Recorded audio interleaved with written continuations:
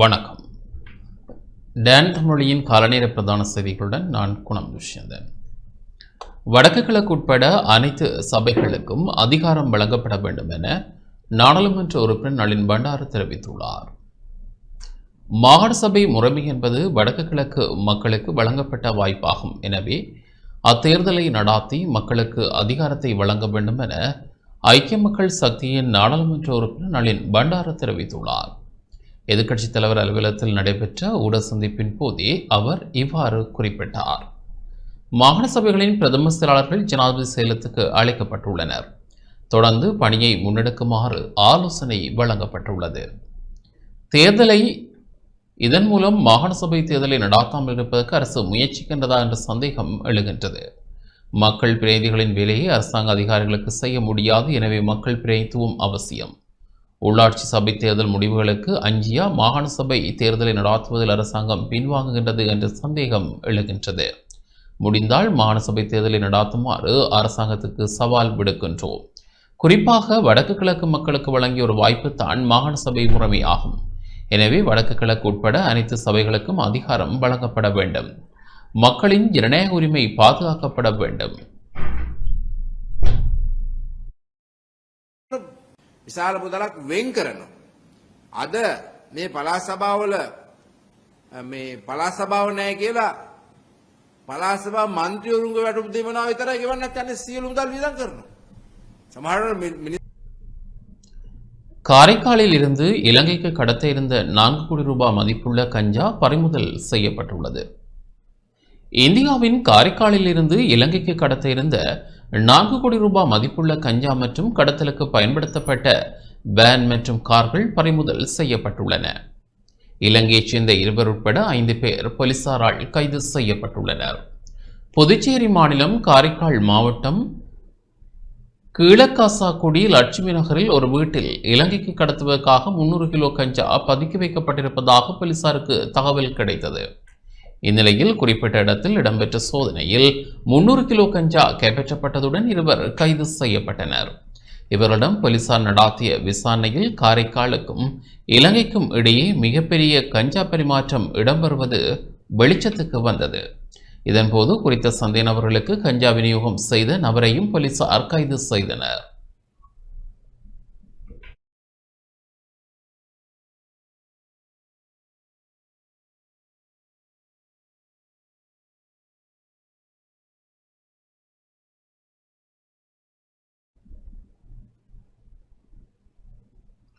சட்டவிரோத தொழிலை கட்டுப்படுத்தலில் உள்ள பிரச்சினைகள் தொடர்பிலான கலந்துரையாடல் நேற்று இடம்பெற்றது.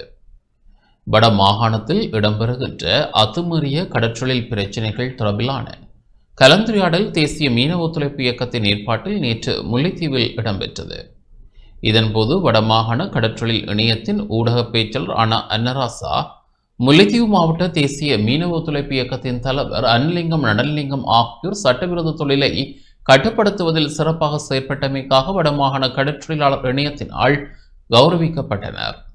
தொடர்ந்து இக்கூட்டத்தில் கடற்றொழில் அமைச்சர், ஆளுநர், வடமாகாணத்தை பிரதித்துவப்படுத்தும் நாடாளுமன்ற உறுப்பினர்கள், 4 மாவட்டங்களைச் சேர்ந்த நீர்வள திணைக்கள உத்தியோகஸ்தர்களை இணைத்து வட்டமேசை மாநாடு ஒன்றினை நடாத்துவது என தீர்மானம் மேற்கொள்ளப்பட்டது. இக்கலந்துரையாடலில் தேசிய மீனவ ஒத்துழைப்பு இயக்கத்தின் தேசிய அமைப்பாளரும் உலக மீனவ சம்மேளனத்தின் பொது செயலாளருமான கேமன்குமார், வடமாகாண கடற்றொழிலாளர் இணையத்தின் தலைவர் ஜோசப் பிரான்சிஸ், மீனவ ஒத்துழைப்பு இயக்கத்தின் முல்லைத்தீவு மாவட்ட இணைய தலைவர் அன்னலிங்கம் நடனலிங்கம், யாழ்ப்பாணம் மன்னார், முல்லைத்தீவு, கிளிநொச்சி மாவட்டத்தை பிரதித்துவப்படுத்திய உறுப்பினர்கள், பிரதிநிதிகள் என பலர் கலந்து கொண்டனர். கடற்தொழில் அமைச்சிருக்கும் கடல் பாதுகாப்பு படைக்கும் நாங்கள் நன்றி கூட கடமைப்பட்டிருக்கின்றோம். இந்திய ராணுவ படகுகளை கூடுதலான விலை குறைச்சதுக்காக முல்லைத்தீவு மாவட்டத்தில் தடை செய்யப்பட்ட தொழிலை முற்றுமுழுதாக முடிப்பதற்கு நான் பூரண ஒத்துழைப்பை நல்குவேன் என்பதையும் இதோட தெரியப்பட்டுள்ளேன். இலங்கை கடற்பரப்பில் இதுகால வரை கடந்த 15/6/2025 வரை வருகை தந்து கொண்டிருந்த தமிழக மீனவர்களின் அத்துமீறிய வருகையும் அவர்களால் செய்யப்படும் அந்த கடற்தொழில் முறையினையும் தடுத்து நிறுத்துமாறு நாங்கள் தொடர்ந்து வலியுறுத்தி வந்த போதிலும் அண்மையில் கடற்றொழில் அமைச்சரை சந்தித்த போதும் அங்கு நாங்கள் இந்த விடயத்தை தெளிவாக அவரை கூறியிருந்தோம். அந்த வகையில் இலங்கை கடற்படை அந்த செயற்பாட்டை அன்னளவாக கிட்டத்தட்ட 80% மேற்பட்ட இந்திய மீனவர்களின் படகுகள் வருகையை தடுத்திருக்கின்றது. 4 படகுகள் இதுவரை கைது செய்யப்பட்டிருக்கின்றது. அதிலே 22 மீனவர்கள் வரை கைது செய்யப்பட்டிருக்கின்றார்கள்.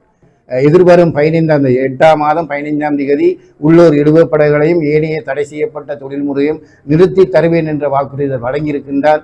எனவே அமைச்சர் உடனடியாக அந்த செயற்பாட்டில் இறங்கி அந்த தொழில்முறையை நிறுத்துவதற்கு முயற்சிக்க வேண்டும். அவர் அந்த முயற்சியை எடுக்க தவறும் பட்சத்தில் இந்த அரசுக்கு எதிராக அந்த சட்டங்களை கொண்டு வந்த அந்த அமைச்சுக்கு எதிராக நாங்கள் நீதிமன்றம் செல்லக்கூடிய நிலையை, அமைச்சரை எங்களை தள்ளக்கூடிய நிலையை ஏற்படுத்திவிடும். எனவே தயவு செய்து அமைச்சருக்கு மீண்டும் ஒரு கோரிக்கையை வைக்கின்றோம். இந்த உள்ளூர் சட்டவிரோத மீன்பிடி முறைகளையும் உள்ளூர் இழுவப்படகுகள் நடைமுறையையும் உடனடியாக கட்டுப்படுத்தி தருமாறு வடபகுதி மீனவர் சார்பாக அவருக்கு அழுத்தமாக திருத்தமாகவும் நாங்கள் கூறிக்கொள்கின்றோம். கிளிநொச்சியில் கிளீன் ஸ்ரீலங்கா வேலை திட்டம் முன்னெடுக்கப்பட்டது. கிளிநொச்சி செல்வாநகர் முதியோர் சங்கத்தின் ஏற்பாட்டில் கிளீன் ஸ்ரீலங்கா வேலை திட்டம் நேற்று முன்னெடுக்கப்பட்டது. கிளிநொச்சி கரைச்சி பிரதேச செயலாளர் பிரிவுக்குட்பட்ட செல்வாநகர் கிராமத்தில் செயல்பட்டு வரும் முதியோர் சங்கமானது பல்வேறு சமூக நல வேலை திட்டங்களை கிராமத்தில் முன்னெடுத்து வருகின்றது. அந்த வகையில் கிளீன் ஸ்ரீலங்கா வேலை திட்டத்தின் கீழ் பொது இடங்களில் சிரமதான பணிகள் முன்னெடுக்கப்பட்டது. இதில் இப்பிரதேசத்தைச் சேர்ந்த 70க்கும் மேற்பட்ட முதியோர்கள் கலந்து கொண்டு சிரமதான பணிகளை முன்னெடுத்தனர்.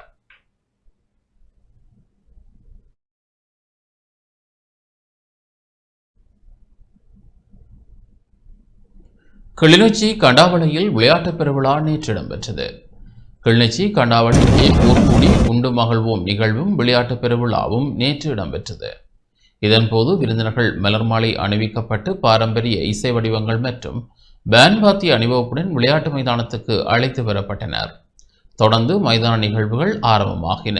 இந்நிகழ்வில் நாடாளுமன்ற உறுப்பினர் சிவஞானம் ஸ்ரீதரன், கிளிநொச்சி பிரதி பொலிஸ்மா அதிபர் சந்திரசேன, கிளிநொச்சி கிழக்கு நீர்ப்பாசன பொறியியலாளர் கானா பிரகாஷ், கண்டாவளை கிராம அலுவலர் சாந்தி கிருஷ்ணா ஆனந்தன், கண்டாவளை பிரதேசத்தைச் சேர்ந்த கிராம மக்கள் மற்றும் பிரதேச பொது அமைப்புகளின் பிரதிநிதிகள் என பலர் கலந்து கொண்டிருந்தனர்.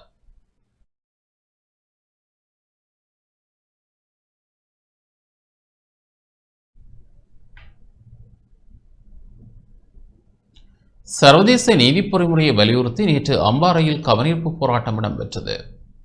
இன அழிப்புக்கு நீதி கோரி அம்பாறையில் கவனஈர்ப்பு போராட்டம் இடம்பெற்றது. திருக்கோவில் தம்பிலுவில் மத்திய சந்தை முன்பாக வலிந்து காணாமல் ஆக்கப்பட்ட உறவுகளின் சங்கத்தினர், மனிதுரிமை செயற்பாட்டாளர்கள், அரசியல் பிரமுகர்கள், பொதுமக்கள் இணைந்து போராட்டத்தை முன்னெடுத்தனர். இதன்போது கையெழுத்து சேகரிக்கும் நடவடிக்கையும் முன்னெடுக்கப்பட்டது.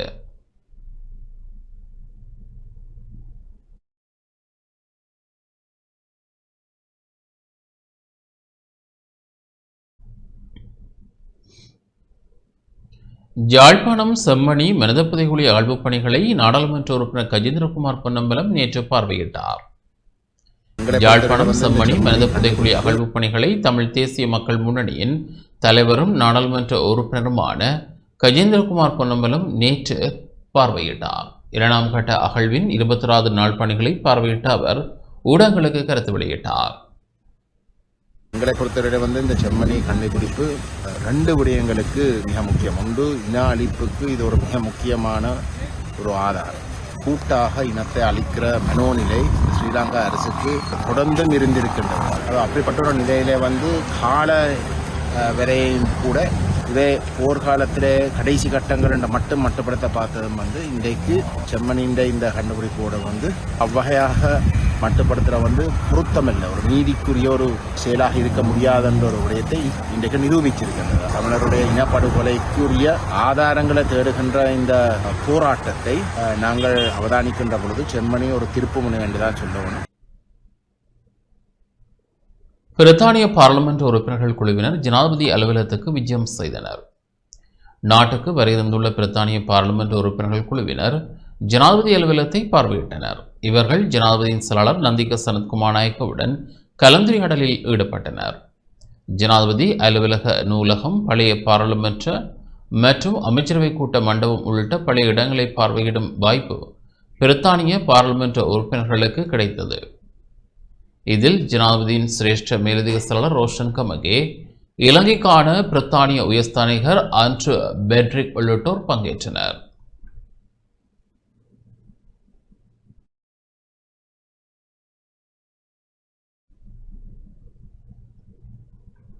யாழ்ப்பாண பிராந்திய கூட்டணிக்கு பெற்ற பஸ் கம்பெனிகளின் இணையத்தின் தலைவர் போனா கங்காதரன் தலைமை பதவியில் 25 ஆண்டுகள் பூர்த்தி செய்தமைக்கான கௌரவிப்பு விழா நேற்று இடம்பெற்றது. யாழ்ப்பாண பிராந்திய கூட்டணிக்கு பெற்ற பஸ் கம்பெனிகளின் இணையத்தின் தலைவர் போனா கங்காதரன் தலைமை பதவியில் 25 ஆண்டுகள் பூர்த்தி செய்தமைக்கான கௌரவிப்பு விழாவும் இணையத்தின் பொதுக்கூட்டமும் புதிய நிர்வாகத் தெரிவும் நேற்று யாழ்ப்பாண மாவட்ட செயலர் கேட்போர் கூடத்தில் இடம்பெற்றது. பிரதம விருந்தினராக வடக்கு மாகாண ஆளுநர் ஹவன்னா வேதநாயகன் பங்கேற்றார். இந்த நிகழ்வில் யாழ்ப்பாண மாவட்ட அரசாங்க அதிபர் மானா பிரதீபன், உதவி பிரதம செயலாளர் திருமதி அனட் நிந்துஷா ஆண்டனினேஸ், வடக்கு மாகாண பிரதி பதிவாளர் நாயகம் பானா பிரபாகர், வடக்கு மாகாண வீதி பயணிகள் போக்குவரத்து அதிகார சபையின் பொது முகாமையாளர் பானா ஜெயராஜா, இலங்கை தனியார் பேருந்து உரிமையாளர் சங்கத்தின் தலைவர் ஹெமனு விஜயரட்ன ஆகியோர் பங்கேற்றனர். சரியானது செய்கிற பொழுது அவர்களுக்கு அது பிடிக்குதில்லை, சரியானது செய்தால் பிடிக்குதில்லை. அப்போ அதுக்காக நாங்கள் எல்லாரையும் திருத்தப்படுத்த ஒரு மண்ட நோக்கம் எனக்கு இல்லை. நான் நீதி சரியோ சரியானது செய்ய வேண்டியா, அதுக்காக மற்ற எல்லாரையும் திருத்திப்பட வேண்ட நோக்கம் எங்களுக்கு இல்லை. மற்ற அப்படியானவர்களுக்கு பதில் சொல்ல வேண்டியதும் எனக்கு தேவையில்லை. ஒரு நீதியின் அப்பால நீதியின்றி செயற்படுவர்களுக்கு நாங்கள் பதில் சொல்ல வேண்டிய தேவையும் இல்லை. தமிழ் தேசிய வீரர்கள் தின நிகழ்வு நேற்று யாழ்ப்பாணத்தில் இடம்பெற்றது. கொழும்பு வெலிக்கடை சிறைச்சாலையில் 1983ஆம் ஆண்டு படுகொலை செய்யப்பட்ட தமிழீழ விடுதலை இயக்கத்தின் முக்கியஸ்தர்களின் 42ஆம் ஆண்டு நினைவேந்தல் நிகழ்வு நேற்று பிற்பகல் யாழ்ப்பாணம் தந்தை செல்வா அரங்கில் இடம்பெற்றது. பொதுச்சுடர் ஏற்றப்பட்டதை தொடர்ந்து நடராசா, தங்கவேல், செல்வராசா, யோகச்சந்திரன், கணேசானந்தன், ஜெகநாதன், செல்லத்துறை சிவசுப்பிரமணியம், அதாவது தங்கத்துறை, குட்டிமணி, ஜெகன், தேவன் ஆகியோரின் உருவப்படங்களுக்கு மலர் மாலை அணிவிக்கப்பட்டு சுடரேற்றி அஞ்சலி செலுத்தப்பட்டது.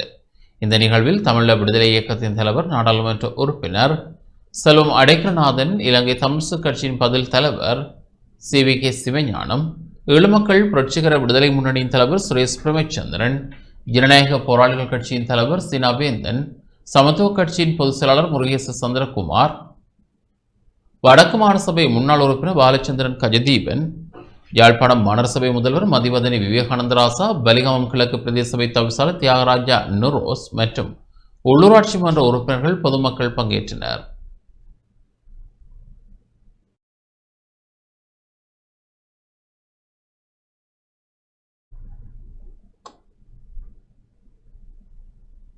செம்மணி மனித புதைகுழிக்கு நீதி கோரி கொழும்பில் ஆர்ப்பாட்டம் இடம்பெற்றது.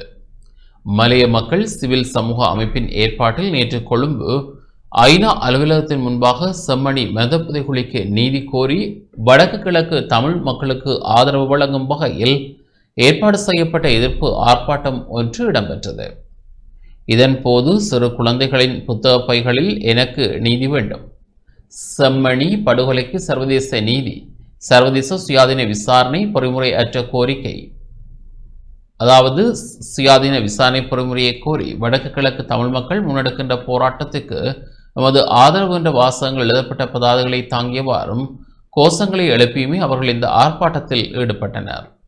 இதன் போது கருத்து தெரிவித்த மக்கள் போராட்ட முன்னணியின் நிறைவேற்று குழு உறுப்பினர் ராஜ்குமார் ரஜீவ்காந்த், உங்கள் அனைவருக்கும் தெரியும், நாட்டில் தற்பொழுது மிகவும் பேசுபொருளாக இருக்கக்கூடிய ஒரு விடயமான செம்மணியினுடைய மனித படுகொலை தொடர்பாக அனைவரும் தங்களது கரிசனைகளை வெளிப்படுத்தி கொண்டிருக்கின்றார்கள். அந்த வகையில் தொடர்ச்சியாக இந்த நாட்டில் எங்கு அநியாயங்கள் நடந்தாலும் அதற்காக குரல் கொடுக்கின்ற மாண்புமிகு மலையக சமூகத்தினர் இங்கு இந்த ஐநா சபைக்கு முன்பாக சர்வதேசத்திடம் இதற்கான நீதி வேண்டி ஒரு போராட்டத்தை ஏற்பாடு செய்திருக்கின்றார்கள். அதில் நானும் அவர்களுக்கு துணையாக கலந்து கொண்டிருக்கின்றேன். குறிப்பாக இந்த செம்மணி படுகொலையை பொறுத்தவரையில் 1996ஆம் ஆண்டு கிருஷாந்தி குமாரசுவாமி அவர்களுடைய பாலியல் பலாத்கார கொலையினுடைய குற்றவாளியாக அடையாளம் காணப்பட்ட சோமரத்ன ராஜபக்ச என்கின்ற இராணுவ வீரர் நேரடியாக சாட்சியம் அளித்ததன் ஊடாக இந்த செம்மணியை நாங்கள் அணுக வேண்டும் என்கின்ற பார்வை எனக்கு இருக்கின்றது. குறிப்பாக 400 தொடக்கம் 600 வரையிலான பொதுமக்களை தங்களுடைய மேலதிகாரிகள் கொலை செய்து தங்களிடம் தருவார்கள், தாங்கள் இங்கு கொண்டு வந்தவர்களை புதைத்திருக்கின்றோம் என்று சாட்சியை வழங்கியிருந்தார். அதன் பிற்பாடு சர்வதேச நிறுவனங்கள், சர்வதேச மன்னிப்பு சபை உட்பட இதற்கான முயற்சிகளை மேற்கொண்டு 99ஆம் ஆண்டளவிலே அகழ்வு பணிகளில் ஈடுபட்டு 15 தொடக்கம் 19 வரையிலான எண்புக்கூடுகளை அப்பொழுதே கண்டுபிடித்திருந்தார்கள். அது மட்டுமன்றி இன்று மீண்டும் ஒரு கட்டிடத்திற்காக அங்கு வேலை நடக்கும் பொழுது சில மனித எச்சங்கள் கண்டுபிடிக்கப்பட்டு அதற்காக வழக்கு தொடுக்கப்பட்டு பின் அகழ்வு பணிகள் ஆரம்பிக்கப்பட்டு இந்த அகழ்வு பணிகளினூடாக நேற்று வரை 90 மனித எண்புக்கூடுகள் கண்டுபிடிக்கப்பட்டிருக்கின்றன. இது ஒரு இன அழிப்பின் சான்றாக, ஒரு இனத்தின் மேல் நிகழ்த்தப்பட்ட பெரும் கொலையாக நாங்கள் பார்க்க வேண்டும். குறிப்பாக நாங்கள் இங்கு பல சிங்கள சகோதரர்கள் எங்களோடு பேசும் பொழுது அல்லது எங்களோடு தர்க்கம் செய்யும் பொழுது விடுதலை புலிகளின் கொலைகளை பற்றி எல்லாம் பேசுகின்றார்கள். அதுவல்ல இங்கு பிரச்சனை. விடுதலை புலிகளை அரசாங்கம் பயங்கரவாத இயக்கம் என்று முத்திரை குத்தி இருக்கின்றது. ஆனால் பாதுகாப்பு படையினர் என்ற பெயரிலே மக்களை பாதுகாக்க வந்தவர்கள் கொலை செய்திருந்தால் அது மிகப்பெரிய தண்டனைக்குரிய குற்றம் என்பதை நாங்கள் மறந்துவிடக்கூடாது. ஏனென்றால் இந்த நாட்டிலே இன்று ராணுவ வீரர்கள் வெற்றி வீரர்களாக அனைவராலும் கொண்டாடப்பட்டுக் கொண்டிருக்கின்றார்கள்.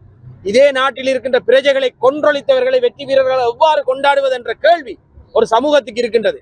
எனவே அந்த அடிப்படையில் இன்று சோமரத்ன ராஜபக்ச உயிரோடு இருக்கின்றார். அவர் உத்தரவிட்டதாக சொல்லக்கூடிய உயர் அதிகாரிகள் இருக்கின்றார்கள். அவர்களுக்கெல்லாம் தலைமை தாங்கக்கூடிய ரீதியிலே முப்படை தளபதியாக இன்றைய ஜனாதிபதி இருக்கின்றார். எனவே இதற்கான விசாரணைகள் உடனடியாக மேற்கொள்ள வேண்டும். இந்த பாரிய குற்றங்களை இழைத்தவர்களை சட்டத்தின் முன் நிறுத்த வேண்டும். இதற்காக உள்நாட்டு பொறிமுறை சரியான முறையிலே வேலை செய்யவில்லை என்பதை தமிழ் மக்களாகிய நாங்கள் உணர்கின்றோம். இன்று இங்கிருக்கின்ற எங்களுடைய மலையக சகோதரர்கள் அதனை உணர்கின்றார்கள். எனவேதான் சர்வதேச நீதி விசாரணை ஒன்று வேண்டும். இத்துடன் இந்த செய்திகள் நிறைவு பெறுகின்றன. தொடர்ந்து நமது நிகழ்ச்சிகளுடன் இணைந்திருங்கள். வணக்கம்.